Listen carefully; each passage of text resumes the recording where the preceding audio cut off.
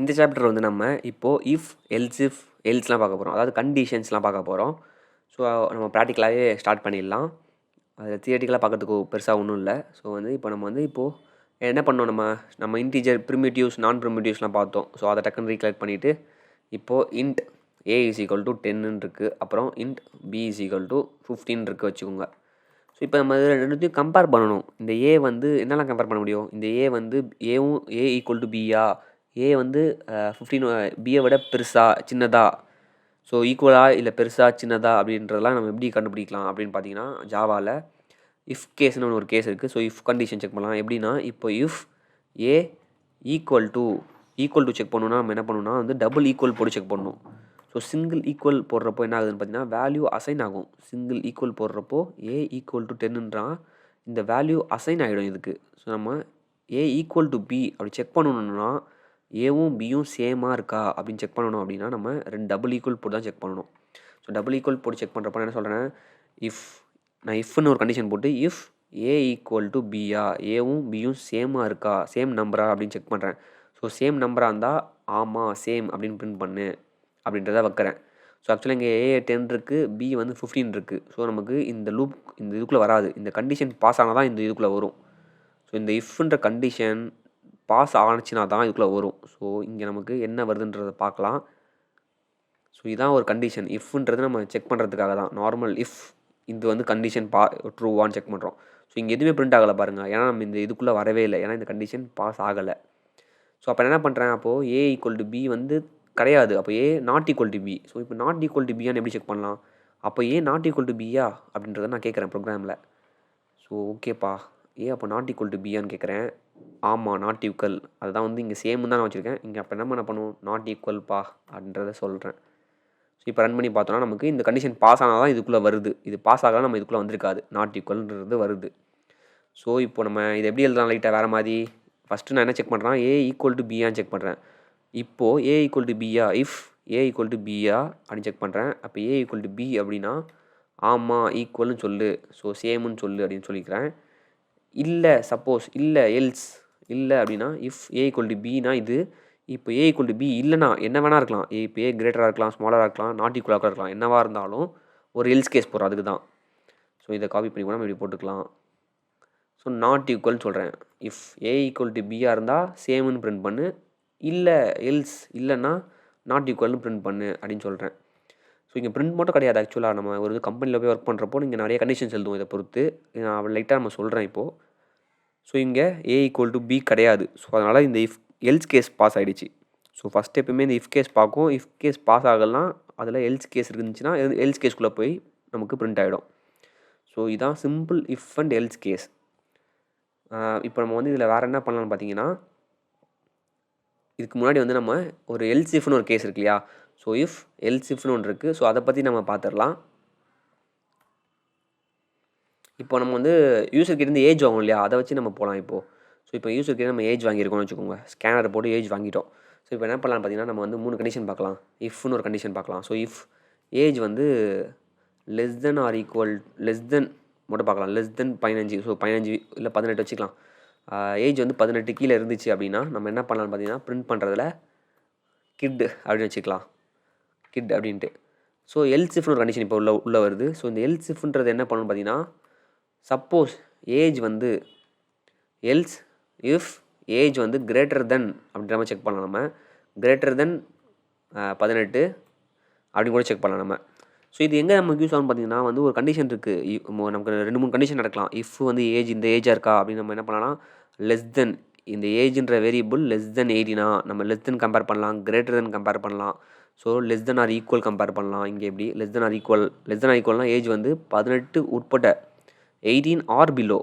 இங்கே 18 ஆர் 18+ இதை செக் பண்ணுறோம். இங்கே கிரேட்டர் தென் ஆர் ஈக்குவல் அப்படின்றத இங்கே செக் பண்ணுறோம். ஸோ இது மாதிரி செக் பண்ணணும். நம்ம less than or equal, greater than or equal இப்படிலாம் நம்ம செக் பண்ணலாம். ஸோ இதில் வந்து நான் என்ன பண்ணுறேன்னா பார்த்தீங்கன்னா, இங்கே லெஸ் தென் ஆர் ஈக்குவல் 18 வயசு கீழே இருந்தால் இந்த லூப் கண்டிஷன் பாஸ் ஆகி வந்துடும். அப்போ நமக்கு இஃப்பில் வந்து எல்ஸ் இஃப்னு இருக்குது. ஸோ எல்ஸ் பார்த்தோம், புரிஞ்சிடுச்சுன்னு நினைக்கிறேன் உங்களுக்கு. எல்ஸ் இஃப்னா இன்னொரு கண்டிஷன் போட்டுக்கலாம். ஸோ இதுவாக இருக்கலாம் ஒன்று, இல்லை இதுவாக இருக்கலாம். எல்ஸ் இஃப் அப்படின்னா இங்கே கண்டிஷனும் போட முடியும் நம்மளால். இங்கே இது மாதிரி எல்ஸ் இஃப் வந்து நம்ம எத்தனை வேணால் போடலாம். எல்ஸ் இஃப்னு போட்டுகிட்டே வரலாம். இந்த மாதிரி நமக்கு நிறைய கண்டிஷன் அது மாதிரி இருக்குன்னா, ஸோ இந்த 10 ஏஜுன்னு பிரித்து 10 ஏஜுக்குள்ளே இருக்கவங்களையும் ஒரு லைக் ஏதாவது ஒன்று பண்ணணும் அப்படின்னா நம்ம அந்த மாதிரி நிறைய எல்ஸ் இஃப் போடலாம். அப்படி இல்லைனா லாஸ்ட்டில் காமனாக வந்து இப்போது எல்ஸ்ன்னு போட்டுட்டா இப்போ இங்கே என்ன நடக்கும்னா 18 வயசு கீழே இருக்குது பார்த்தீங்களா, அது எல்லாத்துக்கும் இந்த லூப் ரன் ஆகும்.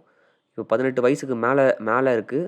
இங்கே வந்து இன்னொரு விஷயம் போடலாம். நம்ம இந்த எல்சிஃபில் என்ன போட முடியும்னா, இப்போ என்ன பண்ண போகிறோம்னா greater than 18 and age greater than 18 and age வந்து 18 வயசுக்கு மேலே இருக்கணும். ஆனால் 35 வயசு கீழே இருக்கணும் அப்படின்ற மாதிரி வச்சுக்கிறேன் சும்மா.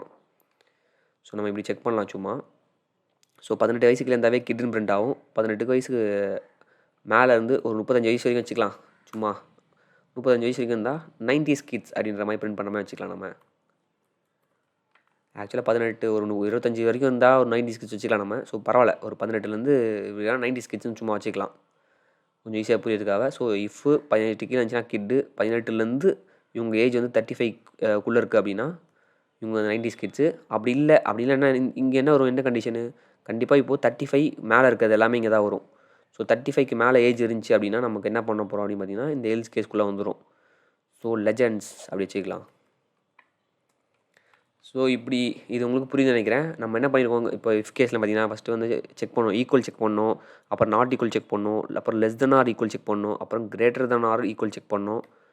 அப்புறம் என்ன பண்ணலாம்னா இப்போ 2-3 கண்டிஷன் மாதிரி செக் பண்ணலாம் அண்டு போட்டு. ஸோ அண்டுன்னு போட்டு நம்ம 2 அண்டு இப்படி போட்டிங்கன்னா என்ன அர்த்தம்னா ஏஜ் வந்து 18க்கு மேலே இருக்கணும் அண்டு ஏஜ் வந்து 35 கீழே இருக்கணும். ஸோ அதாவது 18க்கு மேலேயும் 35க்குள்ளேயும் இருக்க ரேஞ்சில் மட்டும்தான் இந்த கண்டிஷன் ட்ரூ ஆகும். ஸோ அது மாதிரி அண்டு போடலாம், இல்லை நீங்கள் ஆர் போடலாம். இந்த இப்படி ஆர் போடணுன்னா இப்படி 2 இந்த சிம்பிள் போட்டிங்க அப்படின்னா இது ஆர் சிம்பிள்னு சொல்லுவாங்க இஃப் கேஸில். ஸோ இந்த ஆர் சிம்பிள் என்ன புரியுது அப்படின்னு பார்த்தீங்கன்னா எய்தர் 18 வயசுக்கு மேலே இருக்கலாம், இல்லை 35 வயசுக்கு கீழே இருக்கலாம் அந்த மாதிரி. ஸோ இதில் ஏதாவது ஒன்று பாஸ் ஆனால் போதும் அந்த மாதிரி கண்டிஷன்.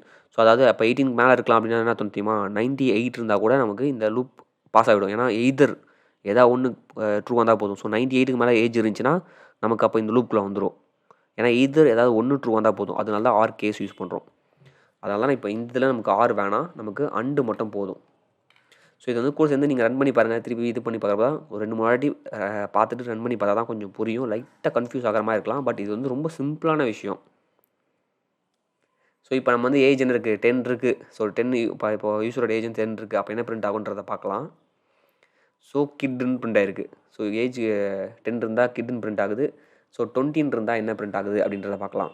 ஸோ இப்போ ஏஜ் 20 இருந்துச்சுன்னா நமக்கு வந்து ப்ரோக்ராம் ரன் ஆகி 90s கிட்ஸ்குள்ளே வரும். ஏன்னா இங்கே வந்து 18லேருந்து 35 வரைக்கும், அதாவது 18+லேருந்து 34 வரைக்கும், ஏன்னா லெஸ் தென் தான் கம்பேர் பண்ணுறோம் நம்ம இங்கே. ஸோ 19லேருந்து 34 வரைக்கும் ஏஜ் இருந்துச்சுன்னா நமக்கு வந்து இங்கே 90s கிட்ஸ்னு பிரிண்ட் ஆகும் ஆக்சுவலாக. ஸோ அதுக்கு மேலே என்ன வேல்யூவாக இருந்தாலும் ஒரு 36 இருந்தாலும் சரி, 40, 50 இருந்தாலும் சரி, எல்லாமே எங்கே வரும், எல்ஸ் கேஸ்குள்ளே போகுது. ஸோ இப்போது நம்ம எல்ஸ் கேஸ்குள்ளே பார்க்குறப்போ லெஜண்ட்ஸ் அப்படின்றத பிரிண்ட் ஆகுது. ஸோ சப்போஸ் நமக்கு திருப்பி என்ன பண்ணலாம்னா இங்கே ஒரு எல்சிஃப் போட்டு இப்போது 35லேருந்து 45 வரைக்கும் வந்து 80s கிட்ஸு, 45லேருந்து 50 வரைக்கும் வந்து 70s கிட்ஸு அப்படின்ற மாதிரி நம்ம பண்ணணும்னா அப்படி சம் கண்டிஷன்ஸ் தேவைப்படுச்சா பண்ணலாம். ஸோ இது வந்து எதுக்கு இந்த எக்ஸாம்பிள் சொல்கிறேன்னா உங்களுக்கு எல்ஸ் கேஸ் புரியணுன்றதுக்காக சொல்லி தந்திருக்கேன். ஸோ இதுதான் வந்து எல்ஸோட மேஜராக நம்ம யூஸ் பண்ணுற வேண்டிய பார்ட்ஸ். ஸோ ஓகே, நம்ம வந்து இப்போ என்ன பண்ணோம்னா இன்டீஜர் வச்சு கம்பேர் பண்ணிட்டோம். ஸோ இன்டீஜர்ன்றது எங்கே வரும், ப்ரிமிட்டிவ் டைப்பில் வரும். இப்போ நம்ம ஸ்ட்ரிங் இருக்குது இப்படி. ஸோ ஸ்ட்ரிங்கில் வந்து இப்போ நம்ம என்ன பண்ணலாம், ஆல்ரெடி எடுத்த எக்ஸாம்பிள் ஸ்ட்ரிங் நேம். ஸோ இந்த நேம் வந்து பிரதீஷ் அப்படின்னு திருப்பி வச்சுக்கலாம். ஸோ நேம் 1 வந்து நேம் 1 பிரதீஷ், நேம் 2ன்னு இன்னொரு வேரியபிள் கிரியேட் பண்ணலாம். ஸோ நேம் 2 வந்து நம்ம என்ன பண்ண போகிறோம் அப்படின்னு பார்த்தீங்கன்னா நம்ம சேனல் நேம் கொடுக்கலாம் பிரதீஷ் டெட். ஸோ இப்போ நான் என்ன பண்ண போகிறேன் அப்படின்னு பார்த்தீங்கன்னா வந்து இப்போது இதை கம்பேர் பண்ணணும். இஃப் நேம் 1ம் நேம் 2ம் சேமா, name 1 is equal to name 2வான்னு செக் பண்ணணும். ஸோ நம்ம இப்படி போடலாமா, ஆக்சுவலாக என்னென்னா ஸ்ட்ரிங் யூஸ் பண்ணுறப்போ நான் என்ன சொன்னேன், ஸ்ட்ரிங்கில் நான் ப்ரிமிட்டிவ். ஸோ நீங்கள் நான் ப்ரிமிட்டிவ் எது யூஸ் பண்ணாலும் அப்போ வந்து நீங்கள் டேரெக்டாக இப்படி ஈக்குவல் டு போட முடியாது. ஏன்னா இது வந்து இதோட ரெஃபரன்ஸ் மட்டும் தான் இது வச்சுருக்கோம். இது வந்து இப்படி ஈக்குவல் போட்டிங்கன்னா இது ரெஃபரன்ஸ் மட்டும் தான் செக் பண்ணணும் ஈக்குவலான்ட்டு. ஸோ இந்த வேல்யூவை செக் பண்ணாது ஈக்குவலான்ட்டு. ஸோ எக்ஸாம்பிளுக்கு நம்ம பார்க்கலாம், சேம் அப்படின்றது பிரிண்ட் ஆகுதான்றதை பார்க்கலாம். ஸோ அதுக்கு நம்ம சேமாக இருக்கணும் ஃபஸ்ட்டு இல்லை வேல்யூ. நான் இப்போதைக்கு சும்மா ரெண்டுமே வந்து 2 வேரியபிளும் நேம் 1 and 2 வந்து சேமாக ஆக்குறேன். பட் வந்து இது ஆக்சுவலாக என்னன்னா இது ரெஃபரன்ஸ் தான் எடுக்கும். ஸோ ரெஃபரன்ஸ் எடுக்கும்போது டைனமிக்காக உங்களுக்கு மாறும். இது சம்டைம்ஸ் சேம் வரும், சம்டைம்ஸ் சேம் வராது. ஸோ இது வந்து ஆக்சுவலாக இப்படி பண்ணக்கூடாது. நீங்கள் எப்பயுமே ஸ்ட்ரிங் எப்படி கம்பேர் பண்ணணும் அப்படின்னு பார்த்தீங்கன்னா வந்து டாட் ஈக்குவல்ஸ் வச்சு தான் பண்ணணும். அதுதான் வந்து கரெக்டான ஒரு விஷயம். நீங்கள் ஈக்குவல் டு யூஸ் பண்ணவே கூடாது. அது ஏன்னா மெமரியில் இருக்க ரெஃபரன்ஸ் தான் எடுக்கும் அது. அது சம்டைம்ஸ் மாறிடும் உங்களுக்கு. அதனால் தப்பான இது வந்துடும். So name one dot equals தான் நீங்கள் பண்ணணும் ஸ்ட்ரிங்கில் வச்சு பண்ணுறப்போ. ஸோ நம்ம போன சாப்டர்லாம் பார்த்தோம். ஸ்ட்ரிங்கை வச்சு டாட் வச்சா என்னெல்லாம் வருது மெத்தட்ஸ்ன்றதை பார்த்தோம். அதில் டாட் ஈக்குவல்ஸும் ஒரு மெத்தட் தான் இருந்துச்சு. நீங்கள் ரன் பண்ணி பார்த்துருப்பீங்கன்னு நினைக்கிறேன். நான் ஒரு எக்ஸசைஸ் மாதிரி கொடுத்துருந்தேன். ஸோ ஸ்ட்ரிங்கை கம்பேர் பண்ணுறப்போ எப்பயுமே வந்து டாட் ஈக்குவல்ஸ் தான் பண்ணும். ஜஸ்ட் லைக் தட் வந்து அந்த ஈக்குவல் சிம்பிள் போடக்கூடாது. ஸோ இதான் வந்து ஒரு இம்பார்ட்டன்ட் விஷயம். ஸோ இஃப் எல்ஸ் வந்து ஒரு வாட்டி ரன் பண்ணி பார்த்துருங்க. W3 ஸ்கூல்ஸில் போய் கூட நீங்கள் ரன் பண்ணி பார்க்கலாம். நான் போன இதில் சொன்ன மாதிரி. ஸோ அப்படி கூட ரன் பண்ணி பார்க்க வேண்டியங்க. அப்படி ரன் பண்ணி பாருங்கள். ஒன்ஸ் நம்ம நெக்ஸ்ட்டு சாப்டருக்கு போயிடலாம் ரன் பண்ணி பார்த்த அப்புறம்.